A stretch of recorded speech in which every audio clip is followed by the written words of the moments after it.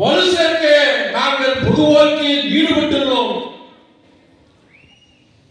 அவர் உடல் தளர்ந்திருக்கலாம், உள்ளம் தளரவில்லை. நேற்றும் இன்றும் இன்றைக்கும் அவர்தான் எங்கள் தலைவர், அவர்தான் எங்கள் உத்வேகம், அவர்தான் எங்கள் உயிர் மூச்சு, அவர்தான் எங்கள் ஹீரோ என்ற சித்தாந்தத்தோடு நினைத்து வாழும் இந்த இயக்கத்தின் இரத்த நாளங்களான மறுமலர்ச்சி திராவிட முன்னேற்ற கழகத்தின் தொண்டர்களே,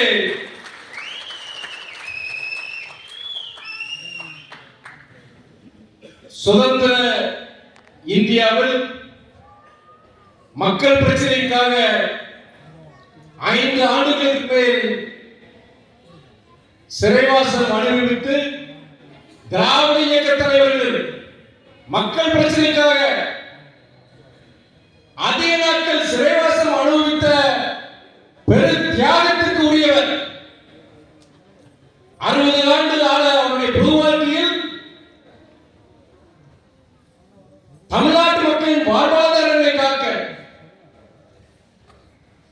தாய்மொழியால் தமிழ் மொழியை காக்க, இந்த தாய்மொழியின் இயற்கை வளங்களை பாதுகாக்க 2 ஆயுட்காலத்தில் கொடுக்க வேண்டிய அந்த உழைப்பை தன் வாழ்நாளில் கொடுத்திருக்கின்றவர்.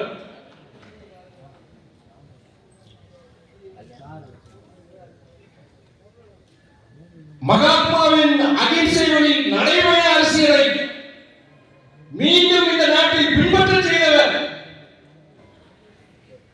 6 அடி உயரம், வசியிருக்கக்கூடிய அந்த தோற்றம், அந்த அகன்ற விரிந்த அந்த தோள்களில் அந்த கருப்பு துண்டு தவள,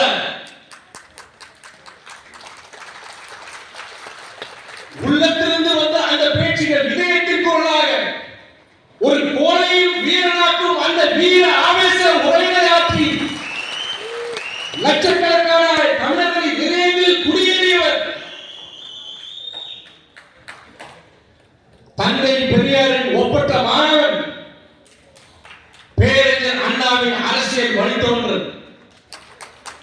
இந்த இயக்க தொண்டர்களின் இதய துடிப்பு சுவாச காற்றால் விளங்கும் எங்கள் மாமனிதரே, புரட்சி புயலே தலைவர் வைகோ அவர்களே, வணக்கம்.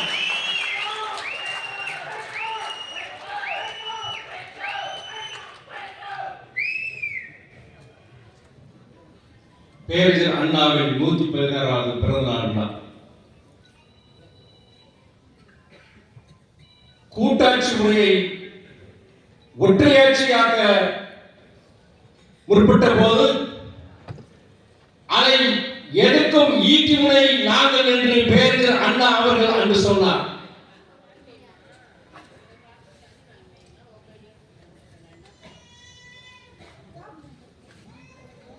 அதற்கு காரணங்கள் பல. இன்று நமது ஒன்றிய பாஜக அரசு பல திட்டங்களை தீட்டி மாநிலங்களை ஒடுக்க பார்க்கின்றது. அதற்காக கொள்கைகளை வகுக்கின்றது. நிதி ஆதாரங்களை குவித்து தன் பக்கம் வைத்துக் கொள்கின்றது. இக்கட்டான பேரிடர் காலங்களில் கூட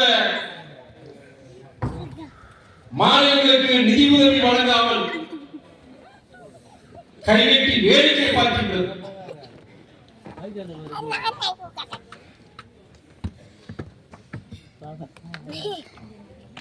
சென்ற ஆண்டு சென்னை மற்றும் தென் மாவட்டங்களில்